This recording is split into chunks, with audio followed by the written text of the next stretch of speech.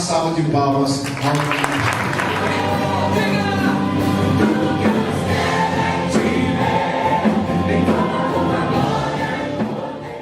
Amém? Glória a Deus!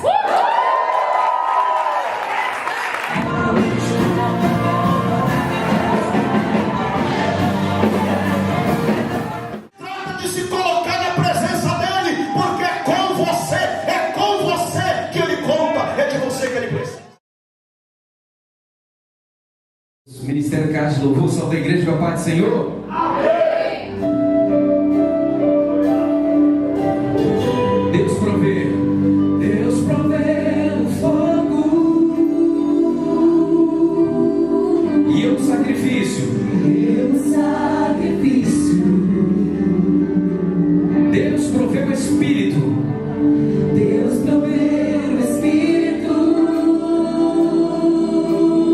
E eu me entrego por inteiro. De novo, Deus provê o fogo. Quem aprendeu? Diga. Deus provê o fogo e eu o sacrifício. Deus provê o Espírito.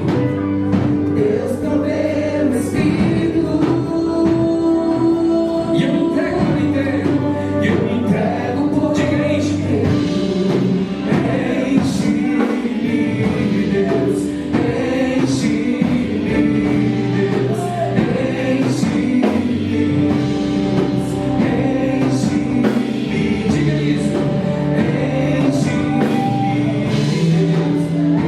Enche-me.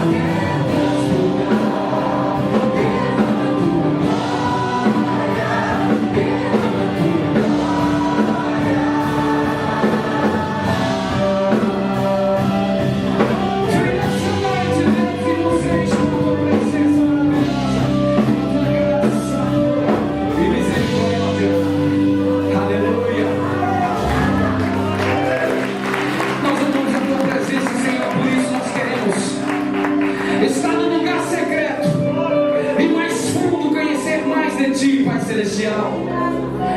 Quem aqui quer estar no lugar secreto, na presença do Altíssimo Soberano? Aleluia.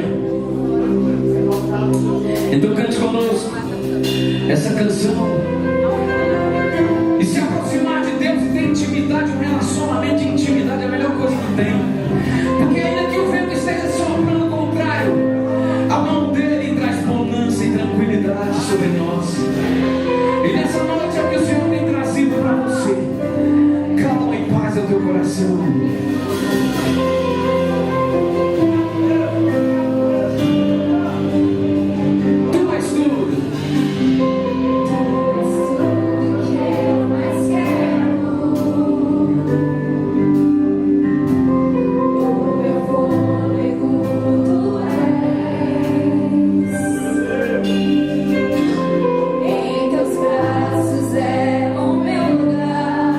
Estou aqui.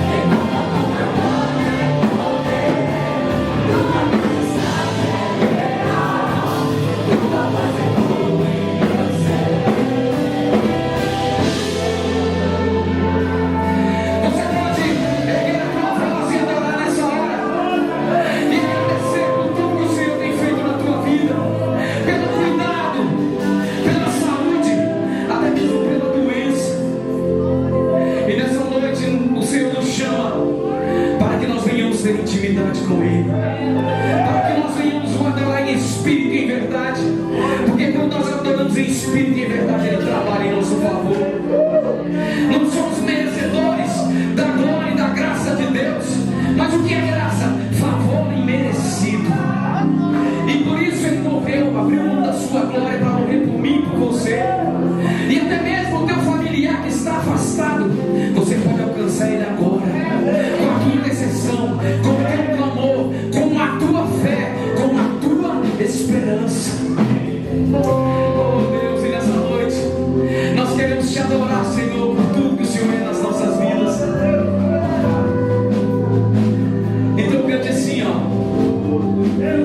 quero ir mais fundo. Cante. Leva-me mais perto. Onde? Onde eu te encontro, no lugar secreto, Aos teus pés me rendo. pois a tua glória quero ver. Levanta essa voz e grita o mais alto que você puder. Diga: quero Mais fundo, leva-me mais perto, onde eu te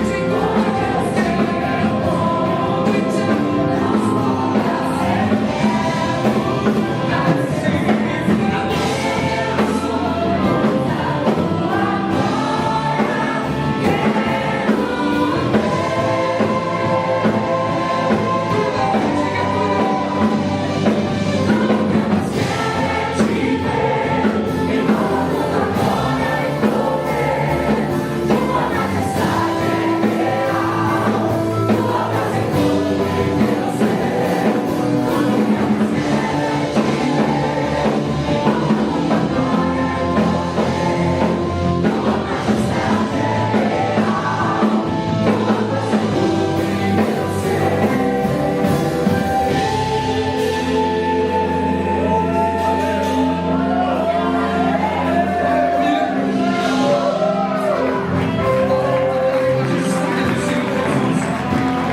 te Eu me lembro de um tempo em que eu me afastei dos caminhos do Senhor. Nós vamos encerrar com essa canção agora. Mas eu sentia saudade de Deus, porque quem já pisou no Santo do Santo não sabe viver em outro lugar. Eu me lembro quando nós estávamos tocando as noites por aí, e teve uma noite que aconteceu algo incrível, pastor Nilson. Estava ali tocando a guitarra e cantando, estava lotado a boate naquela noite. E o Espírito Santo de Deus me tirou de dentro do meu corpo e me colocou do lado e disse assim: eu te chamei para levar pessoas para o céu, para ministrar um louvor na minha igreja. Você está indo a passos largos para o inferno com essas pessoas. Me deu uma saudade de Deus. Quando eu cheguei em casa, eu disse para minha mãe: eu quero sábado, eu quero ir para uma igreja, eu quero reconciliar, eu estou com saudade de Deus. E Deus está com saudade de gente que entrou aqui nessa noite para trazer de volta, para falar assim: te tiraram do Facebook, tiraram o teu nome do grupo do WhatsApp, mas eu não apaguei o teu nome do livro da vida, porque o Senhor é Deus na tua vida. Quem já pisou no Santo do Santo não sabe viver em outro lugar.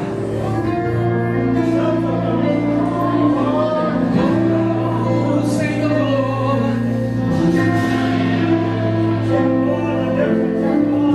diga: eu me rasgo. Eu me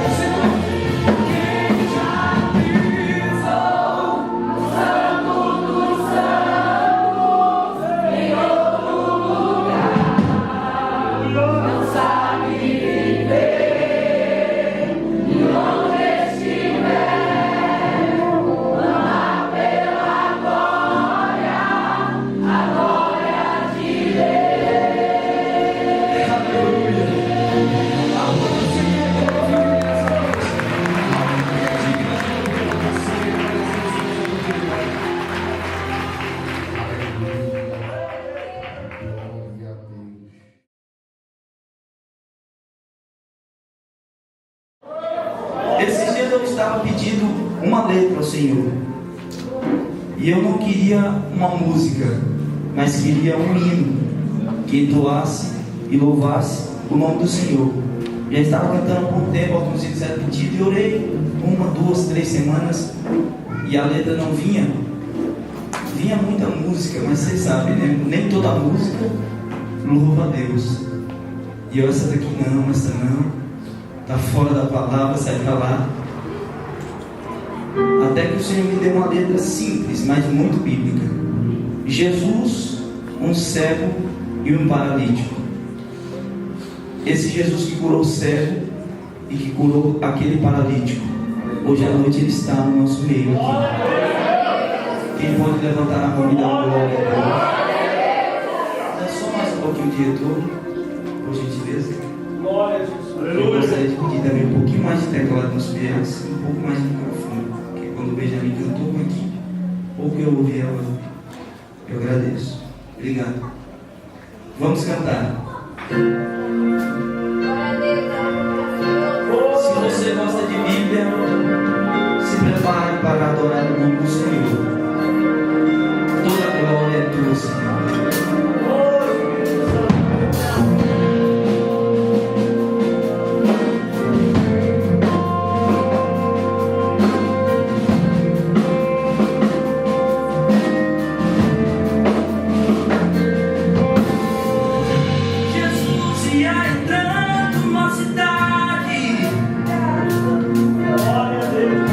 E lá havia um cego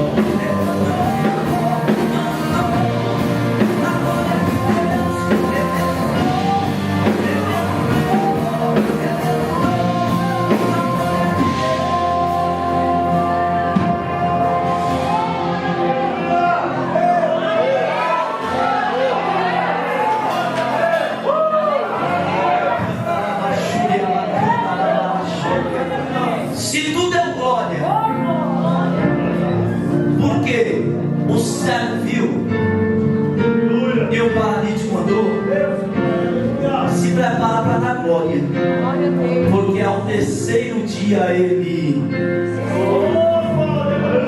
Pastor, entendeu? Eu vou repetir.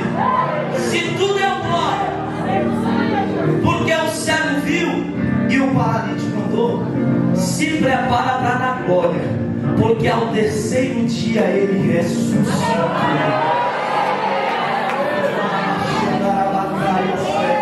Eu falei que era Jesus, o cego e o paralítico.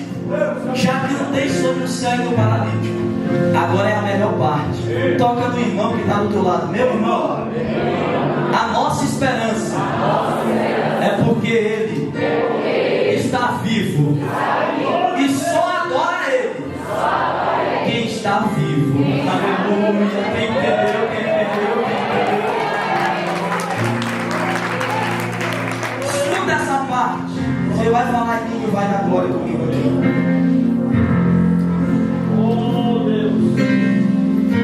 O mestre operou muitos milagres, porém crucificaram numa cruz. O céu sepulcro era emprestado,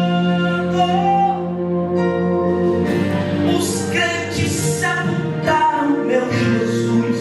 Ó, mas no terceiro dia de manhã, Maria no sepulcro apareceu, e vendo que ele estava vazio, se desesperou. Cadê ele? Onde colocaram o meu mestre? Pra um jardineiro perguntou. Mas não reconhecia que era Cristo, o Salvador. Jesus então olhou para ela e com autoridade assim falou: Maria, não temas, Maria, não temas,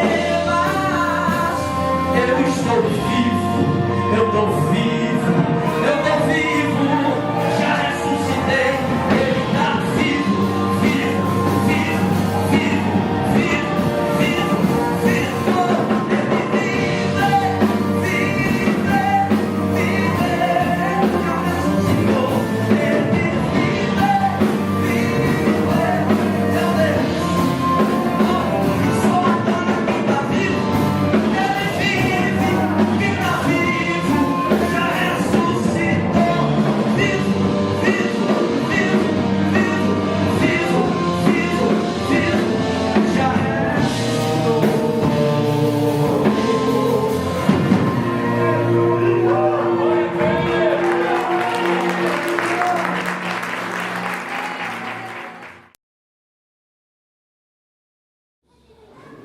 Meus irmãos, uma alegria ver a paz do Senhor. Amém. Eu quero agradecer a Deus pela oportunidade de estar com os irmãos aqui hoje à noite. Para mim é um privilégio poder participar desta festa, aniversário da igreja, o segundo aniversário, o segundo ano de celebração, de gratidão a Deus pela existência desta igreja, deste ministério. Eu quero louvar a Deus pela oportunidade e o privilégio de poder participar com os irmãos hoje à noite desta festa. Eu agradeço ao pastor Fábio, agradeço o irmão Daniel, que entrou em contato comigo, e a pastora Adriana, Deus abençoe. E quero agradecer a Deus pela vida de todos os irmãos, de toda a igreja, de todo o ministério, um novo tempo. E que esta igreja seja, de fato, um novo tempo para a vida das pessoas que entrarem aqui em busca da palavra de Deus. Então eu quero parabenizar a igreja, parabenizar o ministério e louvar a Deus por mais esta igreja plantada aqui como carvalho de justiça para a manifestação da glória do nosso Deus. É um prazer rever aqui vários amigos, irmãos, o cantor Maciel, a sua banda, um prazer estar mais uma vez com o irmão. Uma alegria rever os irmãos aqui do grupo de louvor Cádiz, do Ministério Cádiz. Deus abençoe vocês. Levem o meu abraço ao meu amigo pastor Sival. Estivemos juntos esse ano, uma vez mais em Conversa da Almadev. Fico feliz de rever vocês aqui louvando a Deus e fazendo com que o ambiente se torne mais leve, mais agradável, com louvor a Deus, entoando cânticos ao nosso Deus, porque nós sabemos que somente o nosso Deus é digno de honra, de louvor. Queridos irmãos, eu quero ler a palavra de Deus hoje à noite com vocês. Serei breve, eu não quero ser extensivo. Eu sei que o horário já se foi e quero deixar aqui uma palavra com a igreja. O tema que vocês escolheram para este segundo ano está no livro de Neemias, texto lá do Antigo Testamento, capítulo 6, versículo 3. Mas eu não vou ler esse texto. Eu peço a permissão de vocês, porque eu vou ler um outro texto. Eu sempre gosto de trabalhar o tema, mas hoje eu não vou ler esse texto. Eu vou ficar só com a temática. A temática é assim: estou em uma grande obra. Mas eu vou ler um outro texto. Eu achei interessante focar essa temática e quero trabalhar o texto que escolhi para trabalhar com vocês hoje à noite, porque é um aniversário da igreja. E uma coisa que eu sempre me preocupo, sempre que eu vou pregar em aniversário de igreja, e já preguei vários, e sempre que vou, tenho a oportunidade de pregar em aniversário de igreja, uma preocupação eu tenho é de aproveitar a oportunidade, que é um aniversário de igreja, e rever alguns conceitos. Por exemplo, os conceitos de igreja. O que é ser igreja? O que nós pensamos a respeito de igreja? Do que nós estamos falando quando nós falamos de igreja? São algumas perguntas que nós precisamos fazer. Porque se a gente colocar aqui um paralelo com o aniversário nosso aniversário, quando você faz aniversário, quando você está de aniversário, eu mesmo, quando eu estou de aniversário, além da alegria que eu tenho de receber os parabéns dos familiares, dos amigos e aquela coisa toda, mas é uma oportunidade que eu estou tendo de rever a minha vida. O que é que eu fiz até aqui? O que é que eu estou fazendo até aqui? E o que eu pretendo fazer daqui para frente? E eu talvez esteja legislando em causa própria, porque eu já estou às vésperas dos 40. E dizem que tem uma crise aí, né? Mas o que eu vim fazendo até agora? O que eu fiz da minha vida até agora? Até aqui? Daqui para frente, onde eu quero chegar? Para onde eu estou indo? Qual é o caminho que eu estou trilhando? Então são algumas perguntas que nós precisamos fazer. Então eu me proponho hoje à noite falar deste tema, ou não o tema, mas a temática, estou em uma grande obra. Que obra é essa? Qual é a obra da igreja? Porque se vocês sabem, o texto de Neemias, todos vocês sabem, quem lê a Bíblia e conhece a história, sabe da narrativa histórica, que após o exílio, o povo havia voltado dos 70 anos de cativeiro na Babilônia, e Neemias estava empenhado em construir os muros de Jerusalém que haviam sido destruídos por ocasião da invasão do rei Nabucodonosor, quando invadiu Babilônia. E ao longo do trabalho, enquanto ele está trabalhando para construir os muros, ele começou a sofrer alguns ataques, algumas ameaças. Vocês lembram o nome dos ameaçadores de plantão? Não conhece a história?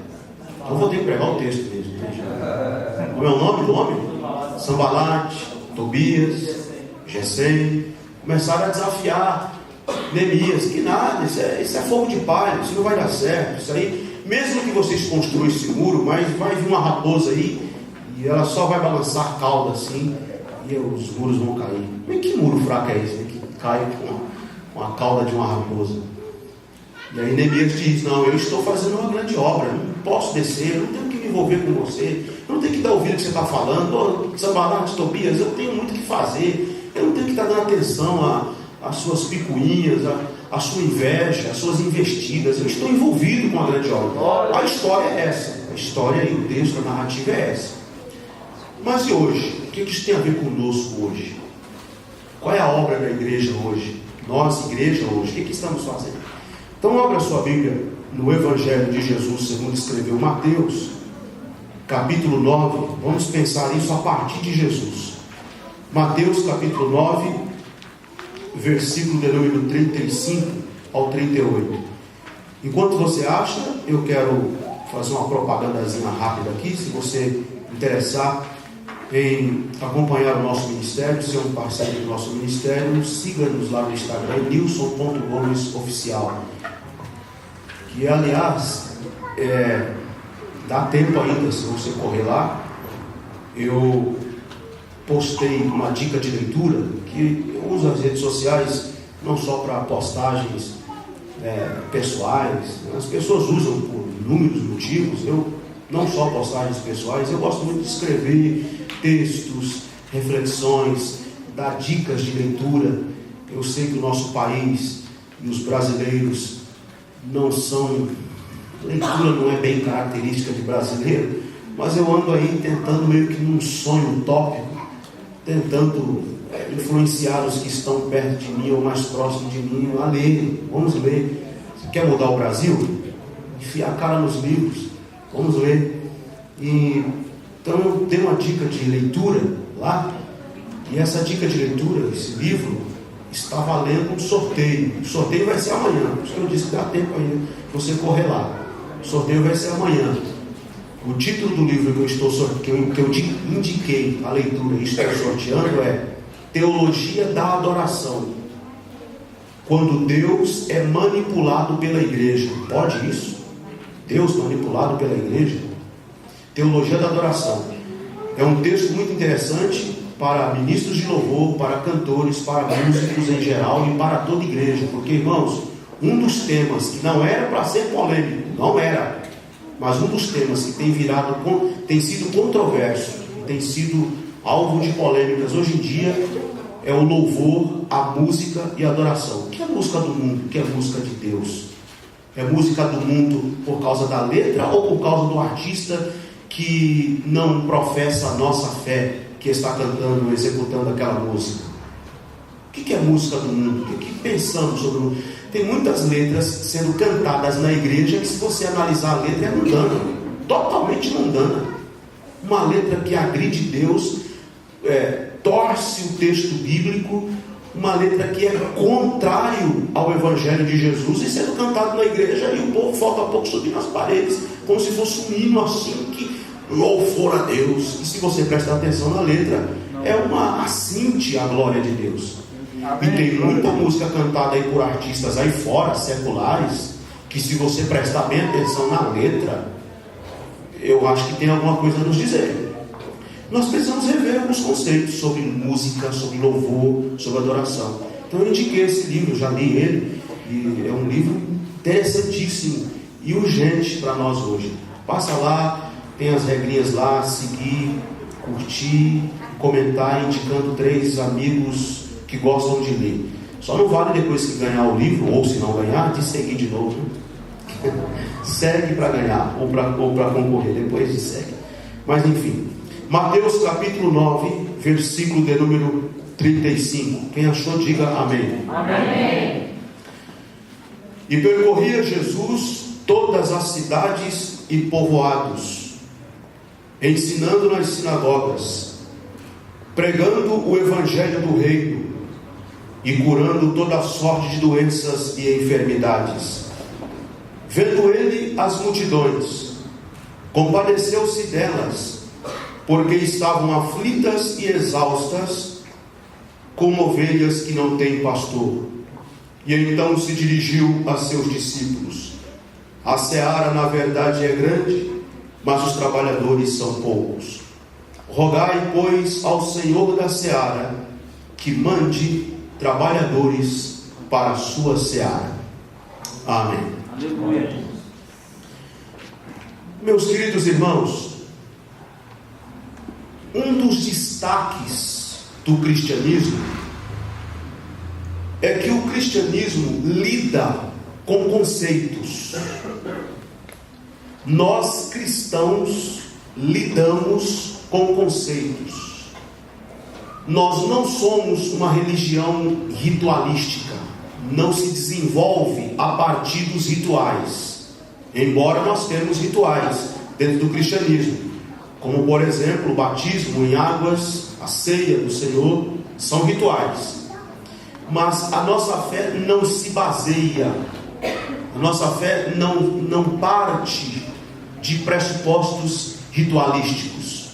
Nós somos uma religião conceitual. Nós não somos como as religiões afrodescendentes, por exemplo, que são religiões pautadas nos rituais. Tudo que acontece, o culto, e todo o aparato do culto é a partir dos rituais. Nós cristãos não. Nós não somos uma religião de rituais. O apóstolo Paulo, escrevendo na carta aos Romanos, capítulo 12, versículos 1 e 2, ele diz: rogo-vos, pois, irmãos, pelas misericórdias de Deus, que apresenteis os vossos corpos em sacrifício vivo, santo e agradável a Deus, que é o vosso culto racional. É um culto com razão, é um culto com raciocínio. A nossa fé não é desprovida de razão, é fé, mas tem razão. Bem disse o famoso teólogo já falecido John Stott. Ele até escreveu um livro com o título Crer é também pensar. Crer é também pensar. Nós não somos um bando de alienados, de pessoas encabrestadas, emburrecidas, infantilizadas, mediocrizadas, que não sabe o que quer, que não sabe para onde vai, que não sabe o que está fazendo aqui. Nós estamos aqui e há uma razão por que estamos aqui. E nós sabemos dar resposta ou dar razão à nossa esperança, que foi, aliás, o que o apóstolo Pedro escreveu também, sobre responder a qualquer que perguntasse sobre a razão da nossa esperança. Então, nós trabalhamos com conceitos. Não é à toa que a Bíblia diz que a fé vem pelo ouvir, e o ouvir pela palavra de Deus. Quer dizer, a fé não brota no coração das pessoas porque participou de um ritual, porque fez uma campanha, porque fez uma sessão, porque participou, sei lá, de mais o que. A fé nasce, brota, surge e cresce no coração das pessoas. Essa fé brota e vai amadurecendo no coração das pessoas a partir das Escrituras, a partir da palavra, porque a fé vem pelo ouvir a palavra de Deus. Então, nós trabalhamos com conceitos, nós lidamos com palavras, nós trabalhamos com a palavra.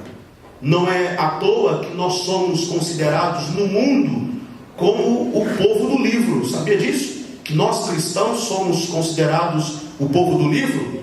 O irônico é que, infelizmente, se você fazer aí uma pesquisa, uma enquete aí no meio dos cristãos, eu acho que não está sendo lá esse povo do livro, né? Porque é o povo do livro, mas que não lê o livro. Nós temos a Bíblia, que consideramos este livro a palavra de Deus, é a nossa regra de fé e prática, a Bíblia Sagrada.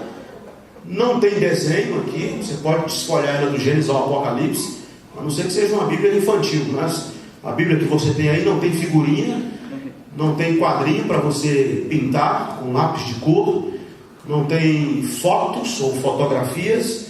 É um livro e você tem que ler, você precisa ler. E tudo que nós sabemos a respeito da nossa fé tudo que nós sabemos a respeito de Deus, tudo que nós sabemos a respeito do Evangelho, tudo que nós sabemos a respeito da fé cristã, a base que temos, a fonte de informação que temos é a Bíblia, é a palavra de Deus, é as Escrituras. Então nós lidamos com conceitos, nossa fé é conceitual, nós lidamos com a palavra, e esta palavra que lidamos com ela é a palavra que nós temos como missão transmiti-la para outras pessoas. Jesus plantou a sua igreja aqui e deixou bem claro para a sua igreja aqui que essa igreja tem uma missão. Não é duas, não é três, é uma missão. A missão da igreja é tornar o mistério do Evangelho conhecido de todas as pessoas. É anunciar Cristo para todas as pessoas. A missão da igreja, não há nada que justifique a existência de uma igreja se não for para pregar o Evangelho. O texto áureo da tarefa missionária evangelística é Marcos 16:15. Ide por todo mundo, pregai o Evangelho a toda criatura. Quem crê e for batizado será salvo, quem não crê será condenado. Atos 1:8, Jesus disse: vocês vão receber o poder do Espírito Santo que há de vir sobre vocês. Para quê? Quem prega mais, quem canta mais, quem tem mais dons, quem tem a igreja maior, quem tem um ministério maior ou mais reconhecido? Não, obviamente que não. Qual é o grande objetivo de Jesus em dizer: vocês vão receber o poder do Espírito Santo que há de vir sobre vocês? Para quê? Para serem as minhas testemunhas, tanto em Jerusalém como em Samaria, em toda a Judéia e até os confins da terra. Então nós temos como tarefa principal e até única a pregação do Evangelho. Nós pregamos o Evangelho, nós somos anunciadores do Evangelho. A nossa missão, a nossa tarefa, nosso trabalho tem que girar em torno da pregação do Evangelho. Mas a pergunta é: o que é o Evangelho? Quando eu digo que eu estou pregando o Evangelho, o que é que eu estou afirmando? Quando eu estou pregando o Evangelho, as pessoas que estão me ouvindo estão compreendendo o que eu estou falando a respeito do Evangelho? Essas perguntas são perguntas que todo pregador do Evangelho precisa fazer. E todo pregador do Evangelho que eu me refiro aqui não é assumir o púlpito e pegar o microfone e refletir alguns minutos como eu estou fazendo aqui agora. Todo pregador do Evangelho que eu me refiro aqui é todo cristão, legitimamente cristão, genuinamente cristão, que já lavou as suas vestiduras no sangue do Cordeiro, tem o seu nome escrito no livro da vida do Cordeiro, está esperando a volta gloriosa de Jesus, e ele tem consciência de que, como cristão que é, ele tem a missão de anunciar o Evangelho. Então nós, como cristãos, como pregadores do Evangelho, como igreja de Jesus Cristo plantada aqui na terra para ser carvalho de justiça, para a manifestação da glória de Deus, nós como igreja temos que nos perguntar: o mundo está entendendo o que nós estamos falando? O que nós estamos pregando está ficando claro para o mundo? O mundo está tendo a compreensão clara daquilo que nós estamos pregando, daquilo que nós estamos anunciando, do Evangelho? O que é o Evangelho? Vamos pedir o feedback do mundo. Vamos pedir que as pessoas, o mundo que está à nossa volta, o mundo que eu me refiro aqui, são as pessoas mesmo. O mundo que eu me refiro aqui são os seres humanos, as pessoas que estão ao nosso redor, são os nossos familiares não cristãos, são os nossos amigos lá da faculdade, os nossos amigos, colegas lá do trabalho, as pessoas que estão à nossa volta, a nossa vizinhança, as pessoas que estão ao nosso redor. Vamos pedir o feedback dessas pessoas. Está claro para você o que é o Evangelho? Está ficando claro para você quando eu falo do Evangelho? Está claro para você quem é Jesus Cristo quando você olha para mim, a partir das minhas atitudes, a partir do meu comportamento. Eu tenho um comportamento, eu tenho uma atitude, eu tenho uma filosofia de vida. E quando você olha para mim, para essa minha filosofia de vida, para esse meu comportamento, para essas minhas atitudes, fica claro para você quem é Jesus quando você olha para mim? Ou quando você olha para mim e pela minha filosofia de vida, pelas minhas atitudes, pelo meu comportamento, você diz assim: ele vai à igreja, ele diz ser crente, ele diz ser pastor, mas para ser pastor, para ser crente e ir à igreja como ele, eu prefiro ficar onde estou. Será que é essa a resposta que as pessoas têm quando olham para nós? Por isso a pergunta: o que é o Evangelho? E o Evangelho que pregamos está ficando claro para as pessoas? O mundo está tendo uma compreensão clara da mensagem que nós estamos pregando? Queridos, nós cristãos precisamos mais do que nunca entender o que é o Evangelho. Porque nos dias de hoje está tendo uma mistura, um sincretismo religioso tão terrível. Está acontecendo assim uma banalização da pregação do Evangelho e da própria mensagem do Evangelho tão absurda, que nós temos hoje a missão de não só pregar o Evangelho, mas a missão também de rever os nossos conceitos, de limpar esses cascalhos, de deixar claro, de revisar o nosso Evangelho, a mensagem que estamos pregando, para ver se está claro para as pessoas que estão nos ouvindo. Porque o que é o Evangelho? O Evangelho é o anúncio de uma boa notícia. O Evangelho é o anúncio de uma boa notícia.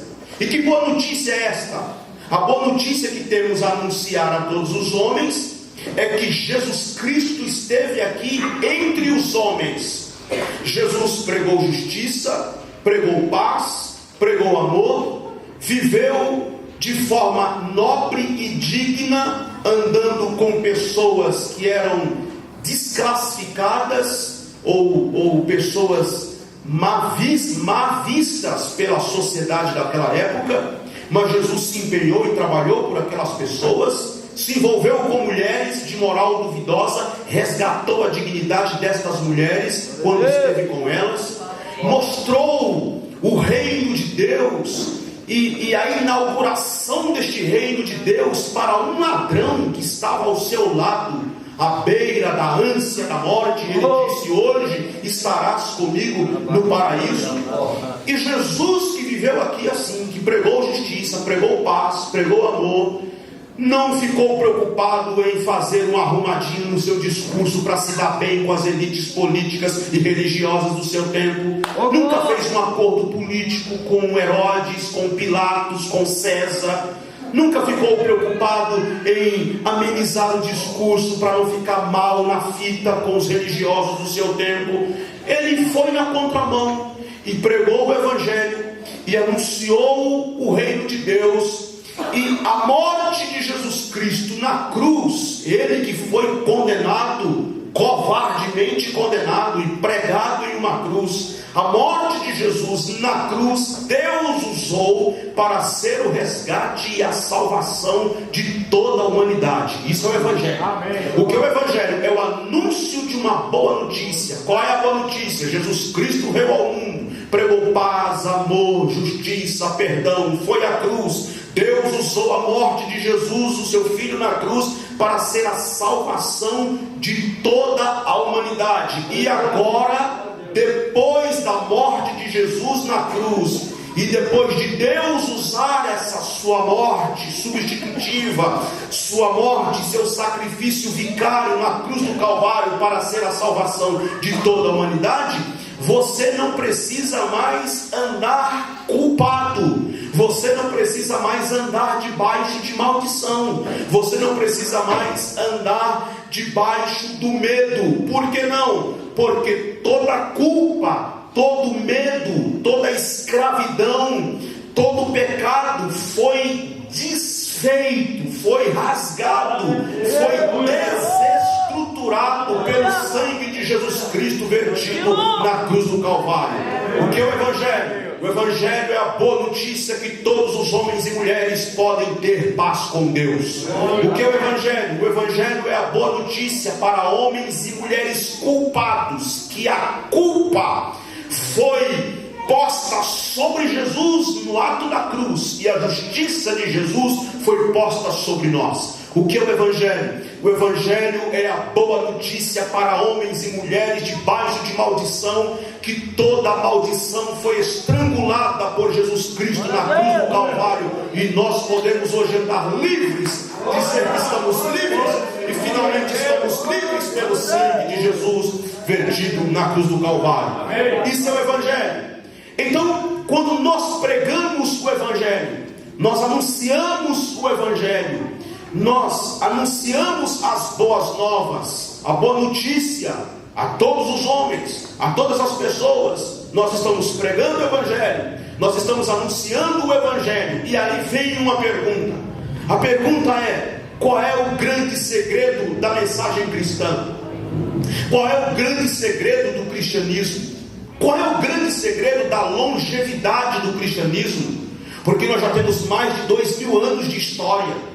E mais de 2000 anos de história, não há nenhuma corrente filosófica, não há nenhuma expressão religiosa, não há nenhuma corrente filosófica, não há nenhum sistema religioso, nenhum sistema político que tenha a longevidade que tem o cristianismo. Mais de 2000 anos de história. Ao longo dos 2000 anos de história, esbravejaram contra o cristianismo, falaram contra o cristianismo. Karl Marx disse a sua famosa frase que a religião é o ópio do povo. Na verdade, era um ataque frontal à religião cristã, ao cristianismo em si, querendo dizer que o cristianismo funciona numa espécie de um narcótico, algo viciante, que as pessoas estão viciadas no cristianismo, e que as pessoas não têm autonomia própria e dependem deste vício que é o cristianismo, o que é a religião. E Voltaire, o grande pensador francês, que disse que não mais do que 100 anos a Bíblia ia ser uma peça de museu, um objeto qualquer no museu, e o Jesus não seria mais lembrado por ninguém. E vocês sabem que Karl Marx já não está mais entre nós, que Voltaire há muito tempo já não está mais entre nós, mas a Bíblia ainda é best-seller mundial, e o nome de Jesus ainda é exaltado no céu, invocado na terra, respeitado no inferno pelos demônios. Qual é o grande segredo da mensagem cristã? Qual é o grande segredo do Evangelho?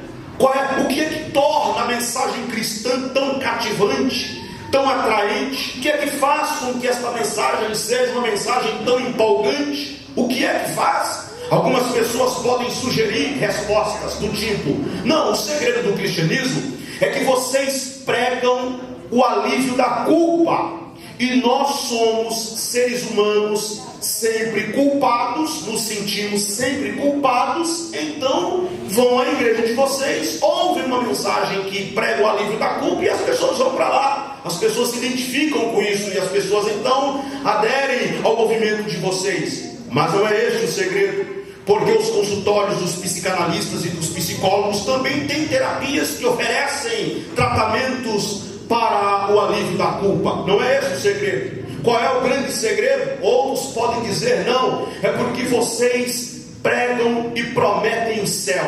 Vocês dizem que as pessoas vão à igreja de vocês e as pessoas podem então ir para o céu, e todo mundo quer ir para o céu. Mas não é esse o grande segredo, porque há outras expressões religiosas no mundo que também prometem o céu. Você pode pensar, por exemplo, no islamismo, que não só prega ao céu, mas prega para os seus mártires, aqueles que ousarem se espatifarem numa rua qualquer, se explodindo como uma bomba, um homem-bomba que se explode, se espatifa em um centro de uma grande cidade qualquer. Ele, além de ir ao céu, prega o islamismo. Ele ainda chega lá como mártir, e ele vai ter o privilégio de ter sete virgens com ele. Então não é esse o segredo, porque outras expressões religiosas também pregam o céu.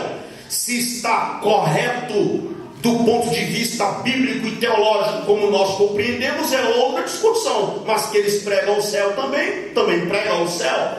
Outros dizem, não, o grande segredo da mensagem cristã é porque vocês pregam e prometem a possibilidade do milagre. Vocês dizem que é possível o milagre. Todo mundo quer milagre. As pessoas estão desesperadas querendo milagres, e vocês prometem e dizem que é possível o milagre. Então eis aí o segredo. Mas não é esse também o segredo. O grande segredo da mensagem cristã não é que nós pregamos o milagre, não é que nós pregamos o céu. O grande segredo da mensagem cristã não é que nós pregamos o alívio da culpa. Nós pregamos sim que as pessoas podem ser aliviadas da culpa. Nós pregamos sim que o milagre é possível e pode acontecer milagres na sua vida aqui hoje à noite. Nós pregamos sim que o céu é uma realidade, nós estamos caminhando para lá. Mas não é esse o grande segredo da mensagem cristã. O grande segredo da mensagem cristã, eu vos digo hoje à noite sem medo de errar, que o grande segredo da mensagem que pregamos é, sem sombra de dúvidas, a pessoa bendita de Jesus Cristo o Nazareno. É Ele, é a pessoa dele, não é a doutrina dele, não é ou não são as obras dele, mas é nele, na pessoa de Jesus, que se alicerçam todos os conteúdos da nossa fé. Se as pessoas se sentem estranhamente e maravilhosamente cativadas pela mensagem, não é por causa da oratória do pregador, não é por causa do nome da igreja, não é por causa do status do pastor, não é por causa da multidão aglomerada, mas sim por causa da pessoa de Jesus Cristo. Jesus é incomparável, Jesus é sem igual, Jesus é inigualável. Não há nenhum homem na história da humanidade que possa ser comparado à pessoa de Jesus Cristo de Nazaré. Ele mudou a história da humanidade. Ele alterou e influenciou até na contagem dos anos, até na contagem dos calendários. Ele influenciou. A história da humanidade nunca mais foi a mesma desde que Jesus andou aqui, desde que ele nasceu naquela manjedoura, desde que ele criou-se em Nazaré. E o pobre carpinteiro de Nazaré, com uma mensagem simples e vivendo uma vida simples, pregou uma mensagem que varou décadas, séculos e milênios. Ele está nas páginas da história. Ninguém consegue ler a história nos últimos 2000 anos sem se referir, ou sem pensar, ou sem passar pela pessoa de Jesus Cristo de Nazaré. Os ateus podem tentar negá-lo, os miticistas podem tentar jogar na conta do mito e da lenda ou da ficção, mas não há como ler a história da humanidade sem passar por Jesus. Jesus é o principal personagem que a história da humanidade pôde conhecer. Jesus é o personagem incomparável que o universo jamais conheceu semelhante, jamais conheceu igual. Então, o grande segredo da mensagem, o grande segredo do cristianismo é a pessoa de Jesus. Tira Jesus e acabou-se a firmeza da fé. Tira Jesus e acabou-se o cristianismo. Tira Jesus e acabou-se o evangelho. Não tem evangelho sem Jesus, não tem cristianismo sem Jesus. Esses hinos que estão cantando aí, que Jesus não é o centro, você pode cantar do jeito que você quiser, mas não tem nada a ver com Jesus. Essas pregações de autoajuda e antropocêntrica, que basula o homem, que joga você para cima, você pode sentir arrepio, babar, chorar, arrepiar, pular, do jeito que você quiser, mas não tem nada a ver com Jesus, porque a mensagem cristã é 100% absolutamente fundada, pautada, fincada na pessoa de Jesus Cristo de Nazaré. Você tem, por exemplo, mormonismo sem Joseph Smith, você tem islamismo sem Maomé, você tem espiritismo sem Allan Kardec, budismo sem Buda, Mas é impossível você ter a fé cristã e a pregação do Evangelho sem a pessoa de Jesus Cristo. Simplesmente impossível. Então, é Ele o segredo. Jesus, Jesus, Jesus, eternamente Jesus.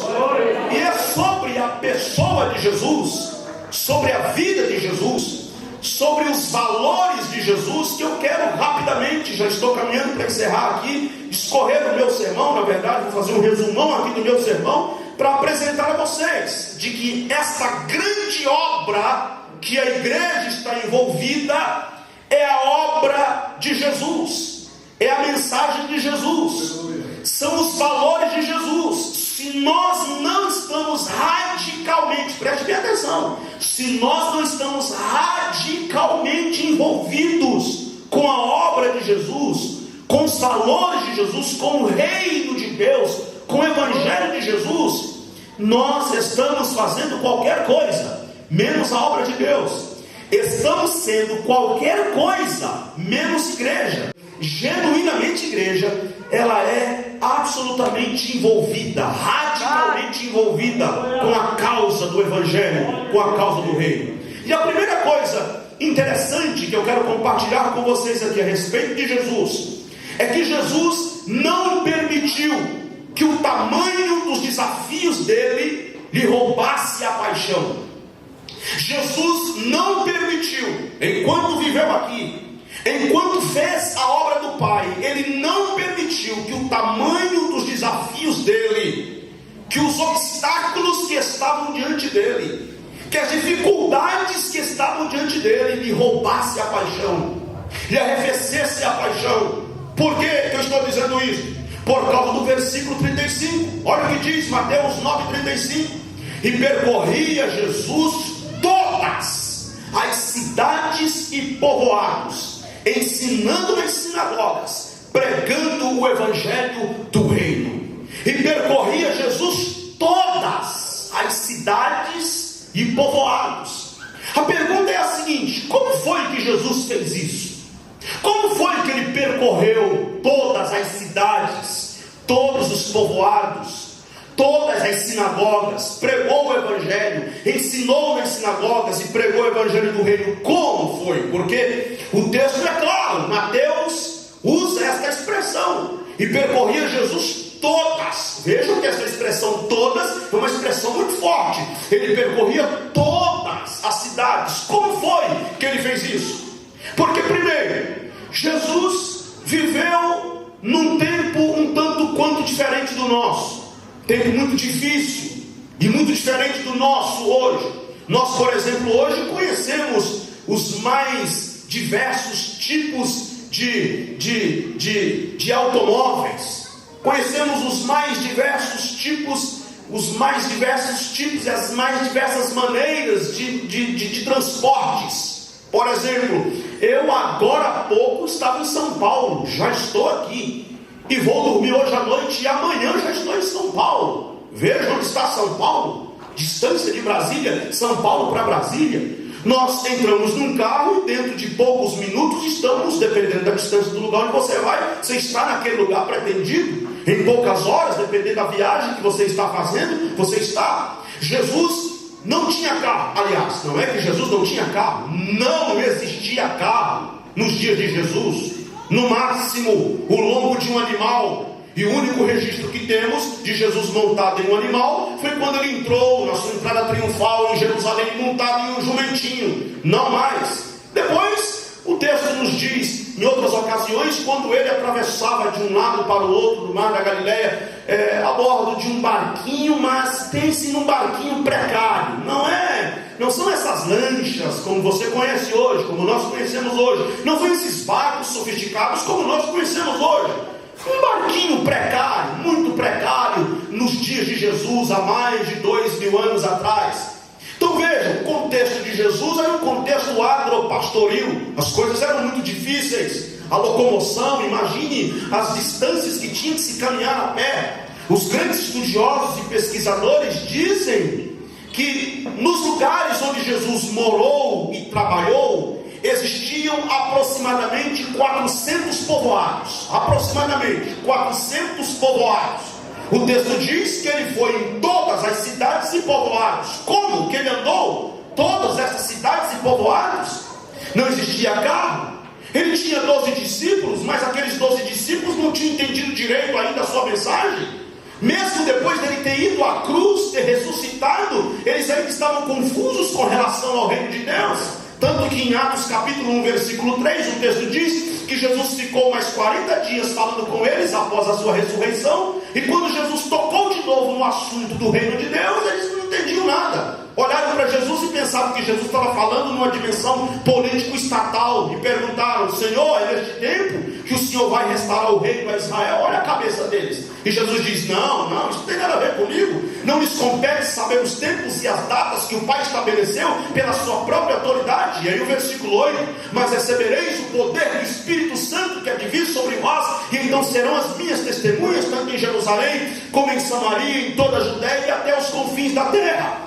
Então vejam, 12 homens, 12 discípulos que não tinham entendido ainda muita coisa. Nos 12, um traiu, o outro negou, e Jesus era um só, e não tinha como se transformar em 1000. Apesar de ser Deus, e ele tinha esse poder se quisesse, mas ele não veio trabalhar com mágicas. Ele veio viver como homem, e assim viveu como homem aqui entre nós, e pregou o evangelho do reino. Então como foi que Jesus fez isso? Queridos, eu penso que para ficar melhor a nossa compreensão, nós podemos ler esse texto em duas dimensões. Primeiro, nós podemos ler esse texto numa dimensão literal. Se lermos literalmente, é isso mesmo. E percorria Jesus todas as cidades e povoados. Literalmente ele foi de cidade em cidade, de povoado em povoado. E aí fica a interrogação: como foi que ele fez isso? A segunda dimensão, nós podemos ler esse texto numa linguagem hipérbolica, ou numa hipérbole. O que é uma hipérbole? Vocês sabem o que é uma hipérbole. O que é uma hipérbole? Uma hipérbole é quando eu exagero algo. Eu quero dar ênfase em algo que quero falar, e para eu dar ênfase a isso que quero falar, eu exagero. Então quando eu levo ao exagero para dar ênfase àquilo que quero falar, eu tenho aí uma hipérbole. Por exemplo, digamos que caiu uma chuva bem forte aqui hoje à tarde. Não choveu, né? Mas digamos que tivesse chovido. E você diz assim: choveu um dilúvio hoje à tarde. Não choveu um dilúvio. Você exagerou para dizer que choveu muito. Você diz assim: eu estou morrendo de fome. Não, você não está morrendo de fome. Você está exagerando para dizer que está com muita fome. Isso é uma hipérbole. Então Mateus, quando está escrevendo, ele usa essa linguagem, a hipérbole. E percorria Jesus todas as cidades e povoados. Jesus teve um ministério relativamente curto, 3 anos, não mais do que 3 anos no seu ministério. Evidentemente, se nós formos levar em consideração as devidas proporções, talvez ele não tivesse tido tempo mesmo para ir em todas as cidades, em todos os povoados, em todas as aldeias. Mas de tanto Jesus falar: eu vou, eu prego, eu estou anunciando, eu estou curando, eu estou fazendo a obra do Pai. E hoje, Jesus, qual é a caminhada hoje? Hoje nós vamos para a Judéia. E hoje, Jesus, hoje nós vamos para a Galiléia. E hoje, Jesus, hoje nós vamos na direção de Cafarnaum. E hoje, Jesus, hoje eu tenho que ir para Gadara. E aí entra num barco e vem uma grande tempestade, e os discípulos pensam que vai morrer, e Jesus levanta e faz a tempestade se acalmar. Nós temos que chegar em Gadara. E quando chega em Gadara, tem um homem endemoniado, e ele expulsa o demônio e liberta aquele homem, e dali ele vai para outro lugar. E de tanto os discípulos acompanharem Jesus, e de tanto Jesus andar, e vai, e anda, e trabalha de dia e de noite, ele não descansa, ele ora, ele passa noites caladas da madrugada a fio, falando com Deus, conversando com o Pai, andando de cidade em cidade, de povoado em povoado, de aldeia em aldeia. Que quando Mateus vai escrever o seu evangelho, Mateus escreve: e percorria Jesus todas as cidades e povoados, ensinando nas sinagogas, pregando o evangelho do reino e curando toda sorte de doenças e enfermidades entre o povo. Queridos irmãos, eu sou apaixonado pelos livros, já li alguns. Sabe qual é a pergunta que eu me faço a mim mesmo? Quando estou diante de uma biblioteca ou de uma livraria, eu me pergunto: quantos outros livros mais eu conseguirei ler até o último dia da minha existência aqui? Eu comecei pregando com 7 anos de idade. Tenho 39 hoje. Já preguei alguns sermões. Eu pergunto a mim mesmo: quantos outros sermões mais eu vou conseguir escrever? Eu vou conseguir produzir? Eu vou conseguir pregar até o último dia da minha existência? Esta igreja está fazendo aqui hoje, pastor Fábio, 2 anos de existência. A pergunta que esta igreja precisa fazer é a seguinte: quantos anos nós vamos ter ainda pela frente? Quantas outras igrejas nós vamos plantar? Eu penso que esta igreja tem uma visão de crescimento. Eu penso que essa igreja não se resume a essas 4 paredes. Eu penso que essa igreja não está contente ou satisfeita com o que temos aqui. Eu penso que essa igreja pensa na obra missionária. Eu penso que essa igreja pensa em plantar igrejas aqui, ali e acolá. Quantas outras igrejas mais vamos plantar? Quantas frentes missionárias vamos estabelecer? Você pode dizer: calma, pregador, é só 2 anos, calma, é muita coisa, vamos devagar. Sim, vamos devagar. Eu não estou acelerando o processo, não. Eu estou só questionando, só perguntando, porque nós temos uma missão. Esta igreja tem uma missão. Os 2 anos desta igreja aqui é Jesus falando que ele tem urgência, que ele tem pressa, a sua volta se aproxima, as pessoas estão morrendo, a crise está instalada em nossa nação, as famílias estão se acabando, as instituições estão ficando desacreditadas, o ministério da pregação também está ficando desacreditado, o ministério pastoral também está ficando desacreditado, mas Deus ainda conserva o seu povo, Deus ainda conserva a sua igreja, Deus conserva ainda aqueles que têm na veia a chama missionária e que dizem: eu vou. Os obstáculos, os desafios, as dificuldades não vão me impedir, mesmo que tenha aí um Sambalat, um Tobias dizendo que não vai dar certo, mesmo que tenha alguém aí torcendo o contrário, mesmo que tenha alguém aí dizendo que não vai conseguir, ou que eu não vou chegar a lugar algum, mas eu vou levantar a minha cabeça. Eu estou envolvido com a obra de Deus, eu estou envolvido com o projeto do reino, eu estou envolvido com o evangelho, e eu vou levantar a bandeira e vou até o final, porque esta é a minha vocação, esta é a minha chamada. Você me diz hoje à noite: pastor, eu estou sendo esmagado debaixo dos meus problemas. Eu estou quase que perdendo o fôlego debaixo dos meus problemas. Eu estou quase que sem forças. Eu te digo hoje: levanta a tua cabeça e olha para Jesus. Ele não permitiu que o tamanho dos seus desafios lhe roubasse a sua paixão. Havia muitos desafios, mas a paixão era maior. E quando há uma paixão no coração, quando há uma paixão no peito, vem o desafio que vier, eu vou, porque a paixão é maior. Sabe por que tem muitos obreiros parando na caminhada? Sabe por que tem muitas igrejas fechando as portas? Sabe por que tem muitos casamentos dando errado? Sabe por que tem muitos ministérios fracassando? Porque a paixão acabou. Olha para o teu coração, cuida do teu coração. A Bíblia diz isso: cuida do teu coração, porque dele procede todas as coisas. Cuida do coração, olha para o teu coração, não deixa a paixão se acabar, não deixa a paixão esfriar. E com essa paixão, e a paixão pela causa, a paixão pela obra, a paixão pelo reino, a paixão pelo evangelho, ela é tão maior do que eu, ela é tão mais nobre e mais digna do que eu mesmo que custe a minha vida, eu vou até as últimas consequências, porque eu estou envolvido com esta causa, e por esta causa eu lutarei. Louvado seja o nome do Senhor. A segunda coisa que eu acho interessante aqui em Jesus é que Jesus viu o estado deplorável das pessoas. Jesus viu o estado deplorável do seu público. Porque cá para nós, quem era mesmo o público de Jesus? O público de Jesus era a escória da sociedade. Quem eram mesmo os seus seguidores? Os seus seguidores eram pessoas esbagaçadas da vida. Quem eram os seus admiradores? Os seus admiradores eram os desqualificados de então. Mas ainda assim, Jesus lutou por aquelas pessoas. Que coisa linda. E sabe uma coisa que eu acho interessante aqui? É que o texto diz que Jesus pregou o evangelho do reino. Versículo 35. Ele pregou o evangelho do reino. E depois, ele curou toda sorte de doenças e enfermidades. Essa ordem não pode ser invertida. Algumas igrejas, alguns pastores, alguns evangelistas estão invertendo esta ordem. Primeiro quer curar, primeiro quer fazer milagre, primeiro quer fazer alguma coisa assim para chamar a atenção. Depois que a gente chamar, tem que ter alguma coisa para chamar a atenção. Vamos primeiro chamar a atenção, depois que estiver aqui a gente prega o Evangelho. Errado. O Evangelho vem primeiro. A porta para o Evangelho não é o milagre. A porta para o Evangelho é a palavra de Jesus pregada no coração das pessoas. Porque senão, sabe o que nós vamos ter? Nós vamos ter uma geração viciada em milagres. Sabe o que nós vamos ter? Nós vamos ter uma geração de homens e mulheres que vem à igreja, que recebe milagres, mas não quer compromisso com Jesus, não conhece Jesus, sequer conhece.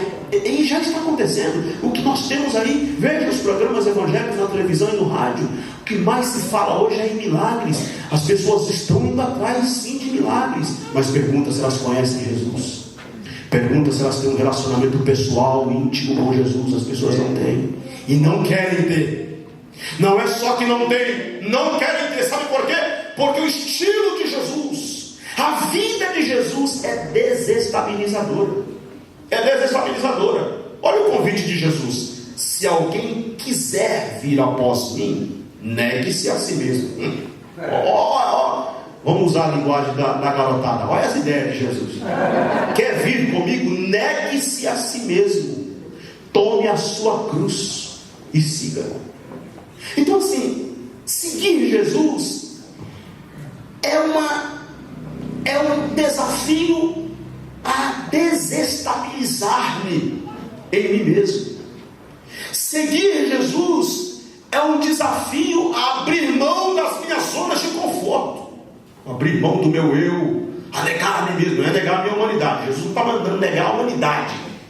Ele sabe da nossa condição humana, e essa é uma das grandes diferenças do cristianismo em relação às outras religiões do mundo. Que nas outras religiões, nas outras religiões, os homens têm que ser semelhantes a Deus. Os homens têm que galgar o status da divindade. Até se prega já por aí que você é Deus, você é um pequeno Deus.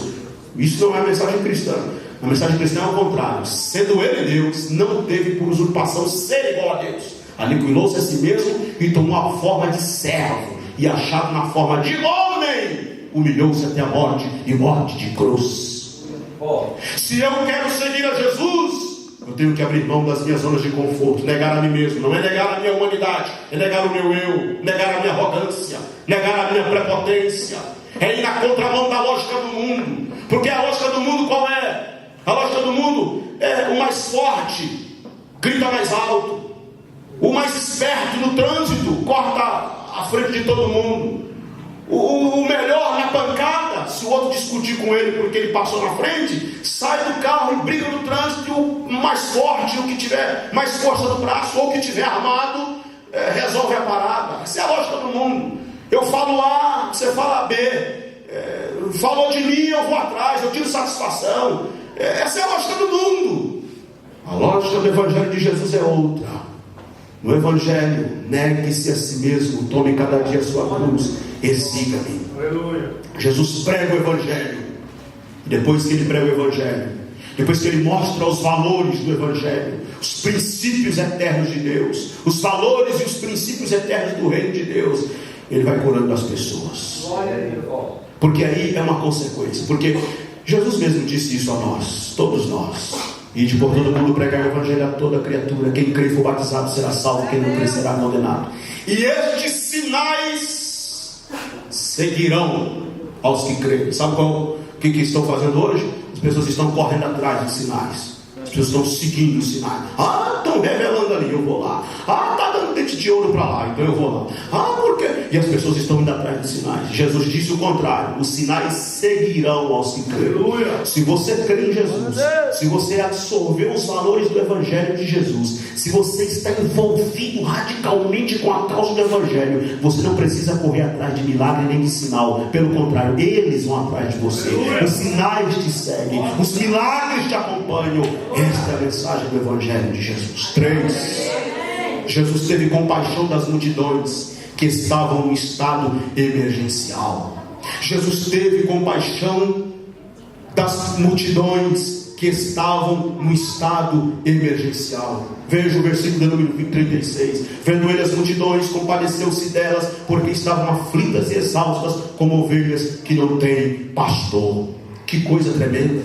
Sabe o que eu acho interessante aqui, irmãos? Quando Jesus diz assim, ele andou de cidade em cidade, foi de povoado em povoado, pregou, ensinou em sinagoga em sinagoga, e Jesus, ao mesmo tempo que estava fazendo essa sua viagem itinerante, ele estava fazendo uma leitura daquela realidade e das multidões.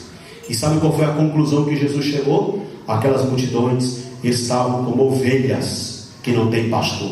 Ele constatou isso. Estão como ovelhas que não têm pastor. Aqui é uma denúncia pesada.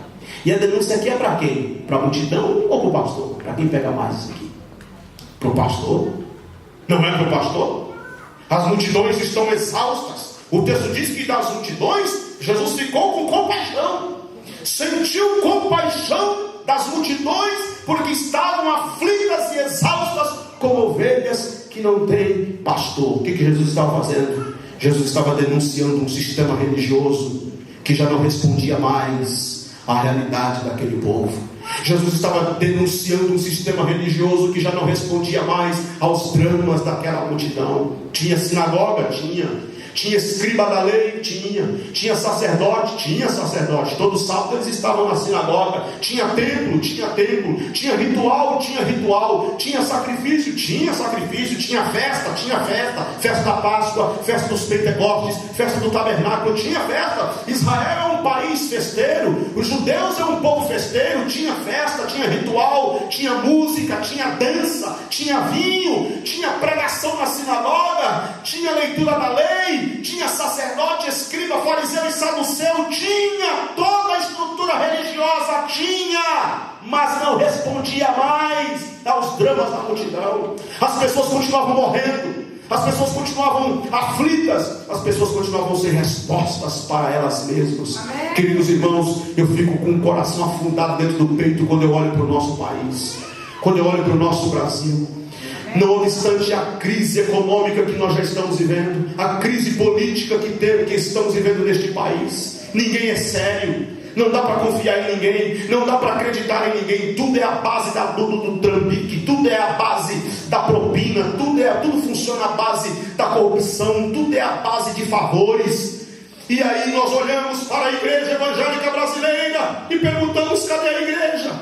Onde está a igreja? E aí alguns televangelistas estão dizendo: não, o Brasil está vivendo um grande avivamento. Eu pergunto: qual avivamento o Brasil está vivendo? Com a crise política do jeito que está, com denúncias cada vez mais surpreendentes e assustadoras na televisão. Como? Num país de impunidade, num país de criminalidade, as taxas de criminalidade altíssimas. Como? Qual avivamento? Marcha para Jesus não quer dizer avivamento. Show gospel não quer dizer avivamento. Balada gospel não quer dizer avivamento. O que é que está acontecendo? O Brasil precisa sim experimentar um verdadeiro avivamento. E avivamento verdadeiro parte de uma igreja séria, que leva a Deus a sério. E eu creio que essa igreja está aqui hoje, plantada e comemorando o seu segundo aniversário, plantada como carvalho de justiça para fazer a diferença. Deus quer usar esta igreja nesses últimos dias.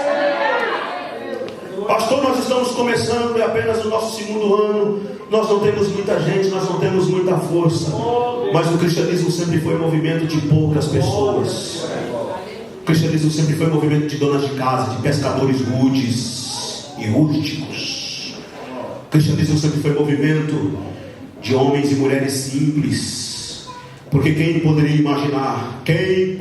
imaginar que no auge da ostentação e do poder da igreja estatal no século XVI, um monge agostiniano, Martinho Lutero, com muitos homens e mulheres camponeses pobres que nós sequer sabemos os seus nomes na história, mas deram força e deflagrou o processo da reforma protestante, quando o monge agostiniano teve coragem de enfrentar a igreja e o império mais poderoso do mundo naquela época. Quem diria que na Alemanha nazista de Hitler um Bonhoeffer se levantaria, mesmo que pagou com a sua própria vida, mas a sua voz ecoou e ecoa até hoje. Quem diria que um negro norte-americano, batista, pastor militante pela causa dos negros, Martin Luther King, marchando pelas ruas dos Estados Unidos, conseguiria algum dia, revolucionar aquela nação. E ele foi assassinado em 1968, mas ele colocou os norte-americanos de joelho.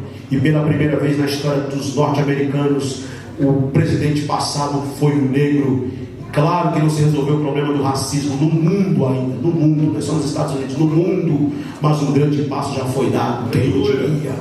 Quem diria que esta igreja, no seu segundo aniversário aqui hoje, vai ser a igreja que amanhã vai alarmar e vai apavorar Brasília, e as pessoas vão dizer: que povo é esse? Que igreja é essa que tem alarmado o mundo? Eu creio nisso, pastor Fábio, e estou falando esta palavra como um profeta de Deus aqui hoje à noite. Mas Deus precisa de homens e mulheres que de fato estejam comprometidos com os valores do reino, com os valores da causa do Evangelho de Jesus Cristo. Jesus teve compaixão das multidões que estavam em estado emergencial. E eu termino dizendo por último: Jesus era o Messias, mas ele não quis ser messiânico. Jesus era o Messias, mas ele não quis ser messiânico. Versículo de número 38, olha o que ele diz. Rogai, 37, 38. Então se dirigiu a seus discípulos e disse: a seara na verdade é grande, mas os trabalhadores são poucos. Rogai, pois, ao Senhor da seara que mande trabalhadores para a sua seara. Pergunta: Jesus não podia resolver isso aqui sozinho, se ele quisesse? Podia ou não podia? Podia ou não podia? Podia. Se ele quisesse, ele não voltaria para o céu e dizia: olha, Pai, eu estive lá na terra, aquele povo não tem jeito com aquele povo não adianta. Nilson, deixa Deus de lado. Isso é um fanfarrão. Diz que vai, depois não vai. Diz que quer, depois não quer. Diz que faz, depois não faz. Esquece o negócio de igreja. Esquece desse povo. Esquece o negócio de pregador, de pastor, de Nilson. Esquece com isso. Vamos nós, Gabriel, vem cá, Miguel, arregimenta os anjos. Nós vamos ganhar o mundo inteiro. Vamos arregimentar os anjos. Vamos tomar o mundo de assalto e vamos arrebatar a humanidade inteira. Nós não vamos deixar barato para o diabo e vamos tomar a humanidade inteira e vamos salvar todo mundo. Se ele quisesse fazer isso, não fazia? Tinha poder para fazer isso ou não tinha? Mas não. Olha o que Jesus faz. Roguem ao Senhor da seara para que ele mande, para que ele envie trabalhadores para a sua seara. Sabe o que Jesus está dizendo? É com você. Ei, é com você. Não, mas eu sou fraco. É com você. Não, mas é você. Está com você. Mas Senhor, eu não sei fazer direito. Pois é, se ficar mal feito, vai ficar mal feito. Mas é você quem vai fazer. A obra está nas tuas mãos. Nós estamos fazendo uma grande obra, não é esse o tema? Nós estamos fazendo uma grande obra, então é com você. Então trata de entrar na presença de Deus. Trata de se colocar na presença dele, porque é com você que ele conta, é de você que ele precisa.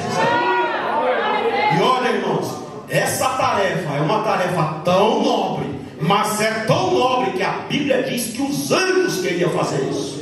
Os anjos quiseram fazer isso aqui. E Jesus sabe o que disse? Não, anjos, eu vou deixar com a minha igreja, eu vou deixar com o meu povo, eu vou deixar com você, com você, com você, com você. Eu vou deixar com a igreja, com o Ministério Novo Tempo.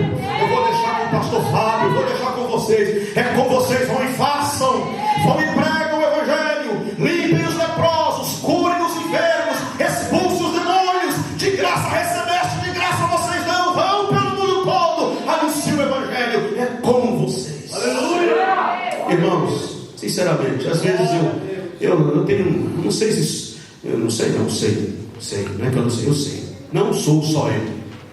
É que muita gente não gosta de admitir. É que muita gente sobe no púlpito e acha que o púlpito aqui no púlpito é para bancar o super-homem. E aí quer bancar o super-homem no púlpito. Não é bem assim, não é bem assim. Pastor, pregador, cantor, ministro, todo. Nós vivemos envolvidos em crises, mais crises. E eu confesso para vocês que eu ando envolvido em umas crises. E de repente, às vezes eu estou assim, todo animado, de repente bate aquela crise, meu Deus, não adianta. O povo não quer nada, olha como está isso. Bate aquela frieza, aquele desânimo. Porque sinceramente eu olho para mim mesmo, eu digo: Senhor, eu sou tão irresponsável. Eu digo que quero, depois eu não quero. Eu, ao mesmo tempo que estou animado, daqui a pouco eu estou desanimado. Mesma hora que eu digo que vou, daqui a pouco eu não quero mais. Nós somos tão preguiçosos, vamos ser honestos. Nós somos tão preguiçosos. Eu sei que eu estava falando só de mim, vocês olhando para mim assim, né? Porque com vocês não acontece não, só acontece comigo. Porque só eu que sou pecador. Mas tudo bem, vamos colocar nós, então, para ficar melhor, para não ficar tão peixe fora d'água, né? Nós somos tão preguiçosos. Não somos? Vamos ser honestos? Somos sim. Nós achamos que igreja é para ficar aqui. Senhor, me dá, eu quero, eu exijo, eu determino. Senhor, eu quero carro, Senhor, eu quero casa, eu quero porta aberta em Deus. Ora, Deus, faz assim, faz assado. Já viu como que a gente gosta de mandar em Deus? A gente manda em Deus o tempo todo. E manda, e manda, e manda, e manda. Eu não sei se vocês já leram aquele livro Acabando. Um livro que foi muito criticado, inclusive, no meu evangelho. Eu li e não vi a crítica que fizeram. Muito pelo contrário, eu vi que trabalhou ali vários temas importantíssimos que a igreja deixa de trabalhar. Tem um capítulo lá no livro que é Olha o Juiz aí, que é uma hora em que Deus manda o personagem lá do livro sentar na cadeira do juiz para julgar. E ele pergunta, mas eu vou julgar quem? Você vai julgar Deus ou vai julgar o mundo? Ele fala, não, eu julgar Deus e o mundo não, quem sou eu? Aí Deus diz a ele, não, você sabe, aliás, o que você mais sabe fazer é julgar, você é especialista nisso, senta aí e começa a julgar, você é bom nisso, você é especialista em julgar Deus, julgar o mundo, o tempo todo você está julgando. E nós somos assim, nós gostamos de dar ordem de Deus, nós gostamos de julgar o tempo todo. Enquanto isso o tempo vai passando, vai passando, vai passando. A gente vem para a igreja e acha que igreja, esse ajuntamento aqui é para satisfação dos nossos desejos pessoais. A gente acha que é um entretenimento. Não, irmão, nós não viemos aqui para entreter ninguém. Isso aqui não é um spa. Isso aqui não é um lugar para você. Estou bem agora, me senti bem. Não, isso aqui é para você se confrontar. Isso aqui é para você se derramar. Isso aqui é para você se entregar mesmo diante de Deus. Eu não estou dizendo que Deus não abençoa o seu povo, que você não sai daqui aliviado, que você não sai daqui abençoado. Não é isso que eu estou dizendo. Deus abençoa e nós estamos saindo daqui abençoados. E eu tenho certeza que eu vou sair daqui abençoado. Eu vou sair daqui abençoado. Eu tenho certeza que eu vou sair daqui abençoado. Meu coração em paz com Deus. Eu tenho certeza que eu já recebi bênção. A pastora já profetizou para mim ali que eu já levantei a mão na hora que eu não sou besta, já recebi a bênção, já recebi a palavra profética dela. Mas nós não podemos, queridos irmãos, transformar o culto nisso, para dizer assim, eu venho aqui, porque nós vamos virar senhores, e Deus vai virar servo, e nós vamos querer contender com Deus, e a Bíblia diz que o vaso não pode contender com o oleiro. Nós somos servos, vasos de Deus, estamos aqui na sua casa para ser usado por Ele, e esse espaço que estamos aqui é um espaço de entrega total, para Ele dizer, Senhor, eis-me aqui, eis o meu coração, eu me entrego sem reservas, eu quero ser usado pelo Senhor. Tem um hino que a gente canta na igreja, eu gosto muito desse louvor, muito mesmo. Vou até pedir para vocês cantarem aí. O pessoal que canta está por aí para me ajudar aqui? Não? Vem me ajudar. Vou pedir para vocês cantar para mim aqui. Esse hino que diz assim. A gente canta bem assim. Olha como que a gente canta bem assim. Senhor, usa-me como uma flecha que acerta o alvo. Você cantando, usa-me, Senhor, como uma flecha que acerta o alvo. Eu quero ser usado da maneira que te apraz. Senhor, me usa como um abrigo no deserto. Olha o que você está cantando, pedindo a Deus para te usar como um abrigo no deserto. Que diga-se de passagem, isso não é um hino, isso é uma oração, tá? Você está orando. E deixa eu te dizer uma coisa: Deus leva a sério o que você diz a Ele aqui, ou em cântico ou em oração. Deus leva a sério. Vou repetir porque você não está prestando atenção no que eu estou falando. Deus leva a sério o que você diz aqui. Não precisa disfarçar não, viu? O pregador está falando agora, deixa eu disfarçar porque isso aí está pegando em mim. Não, é você mesmo. Deus leva a sério o que você diz aqui, em cântico ou em oração. Você está pedindo a Ele para Ele te usar como uma flecha que acerta o alvo. Você sabe o que é isso? Você está cantando? Você está pedindo para Ele te usar como um abrigo no deserto. Você sabe o que é isso? Você está pedindo para Ele te usar como um abrigo no deserto, como uma ponte sobre águas. Você sabe o que é isso? Usa-me, Senhor, como uma ponte sobre águas. Aí Deus chega na tua porta e diz assim: servo, quero te usar como um abrigo lá no deserto. Tem alguém desabrigado, sol causticante, à beira da morte, secando, e eu preciso que você seja um abrigo para ele agora. Ele está no deserto, vá para lá. Não, Senhor, eu não. Mas você cantou lá na igreja, eu levei a sério, pensei que você estava falando sério. Não, Senhor, foi só uma metáfora, uma força de expressão, você não entendeu direito. Na verdade, eu não estava nem pensando nisso, eu cantei assim sem querer. É assim. Você só canta esse hino se você estiver disposto a cumprir com o que você está falando na oração. Se você não estiver disposto, fica quietinho, melhor para você. Fica quietinho, canta não. Porque se você estiver cantando isso, dizendo isso para Deus, e seu coração não é isso, você está perdendo o seu tempo. E Deus conhece o teu coração, como conhece o meu, como conhece o nosso. Então, queridos, a obra de Deus é esta. A seara está aí, o mundo está aí.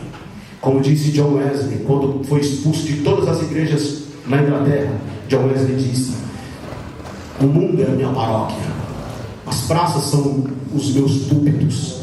E ele se tornou um pregador que pregou por todos os lugares, e a Inglaterra experimentou um grande avivamento através da vida daquele homem. Deus quer usar mais John Wesley nesses últimos dias. Deus quer usar você, quer usar a mim, quer usar a nós. E ele disse: roguem ao Senhor da seara para que envie trabalhadores para a sua seara. Você está disposto? Fique em pé comigo em nome de Jesus. Você está disposto? Você está disposto? Homem e mulher, é o segundo aniversário do ministério No Novo Tempo. Segundo aniversário do ministério Novo Tempo. Hoje é o primeiro dia. Hoje é o primeiro dia. Mas pastor Fábio, onde foi que o senhor arrumou esse homem para vir pregar aqui? Pastor, eu pensei que era mais leve. Não, você pensou que era mais leve? Não é leve, não, é assim mesmo. Vou só o tema: estou em uma grande obra. É uma grande obra, não é? Se tivesse ali, estou numa pequena obra, beleza, mas é uma grande obra. Estou numa grande obra. É daí para mais, é daí para lá, é daí para lá. Você está disposto? Você está disposto? Você quer mesmo fazer um compromisso com Deus aqui hoje? Você quer mesmo dizer: Senhor, eu quero levar a tua obra mais a sério. Senhor, eu quero me engajar mais, eu quero me envolver mais. Eu quero, Senhor, eu quero hoje, eu quero ainda hoje, antes de terminar, antes de ir embora para casa, eu quero procurar o pastor Fábio e dizer para ele: pastor, estou pronto, estou disposto. Se o senhor precisar, pode contar comigo, eu estou aqui para somar, para trabalhar, para doar a minha vida, para doar o meu coração. Você está disposto? Você está disposto? Levante as suas mãos para o céu. Na verdade, pegue na mão da pessoa que está ao seu lado aí. Eu gostaria que nesse momento vocês dessem as mãos. Vamos juntos dar as mãos.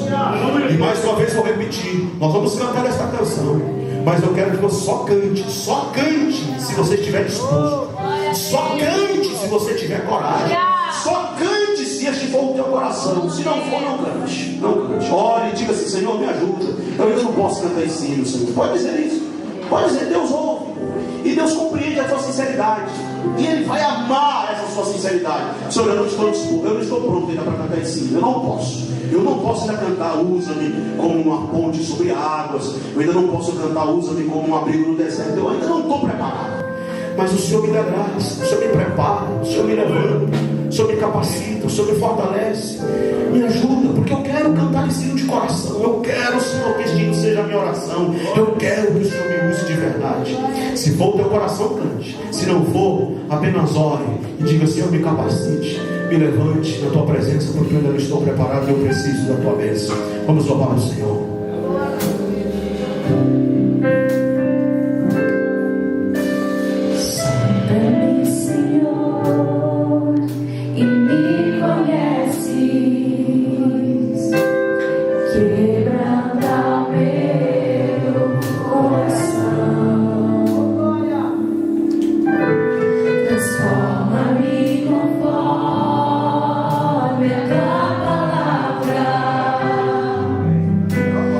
Enche-me